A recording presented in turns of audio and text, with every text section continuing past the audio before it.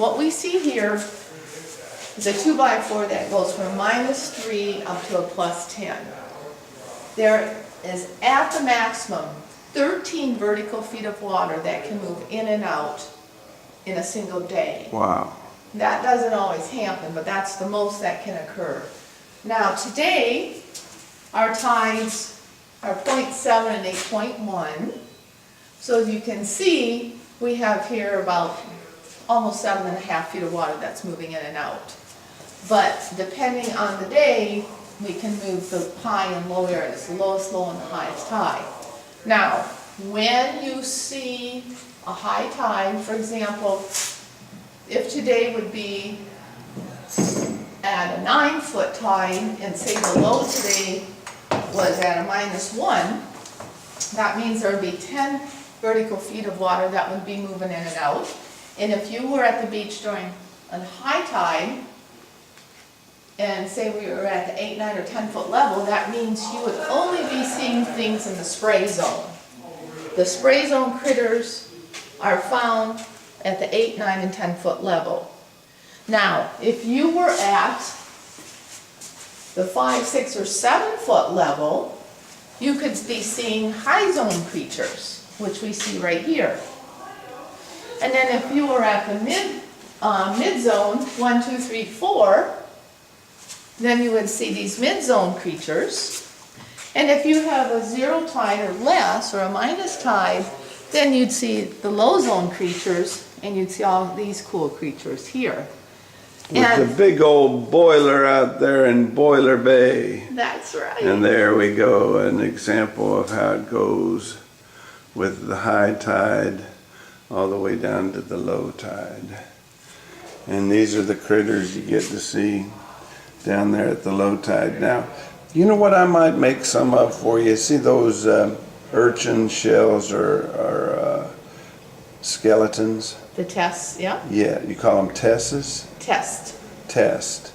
I'm going to get a bunch of those and bleach them out and lacquer them up and stick an agate right in the hole in top, and then put a little LED bulb on and have a nightlight made out of a tess and an agate. How's that sound? Awesome. Wouldn't that be fun? That's awesome. That's a great idea. Okay. Well, one other thing. So when you guys are going tide pooling, you always want to be able to go to see the lowest organisms. You know, you want to see the most organisms possible. So you need to target a time when it's either a full moon or a new moon. Because what happens is that the sun, moon, and earth all interact to form the tides. So if you have the sun and the moon, sun and the earth and the moon, all in a straight line like you see here, that means they're pulling that water, you know, at the same angle. They're all with each other. See how it's all together? And whether it's a full moon or a new moon, it's the same way. So you have big tidal bulges of water where the gravity of the sun and the moon are pulling it, and then when the earth is rotating, you have the low tides right here. So high tides, low tides. Now, if you have a third or first quarter moon, you know, the sun is pulling my water, no, the moon says my water, no mine, and they're fighting against each other. So if they fight against each other, you don't have the big tidal bulges. You have just small variations in the tide. So if you have a neap tide, and that's at a first or third quarter moon, you might have the water going between maybe a +1 and a +6. You might only have 5 feet of water that move in and out. But if you have the sun and the moon and the earth all in alignment, you have big high highs and big low lows.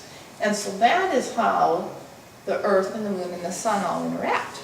And you call those what kind of tides? Spring tides Spring tide. are the good ones, and the neap tides are the not good ones. So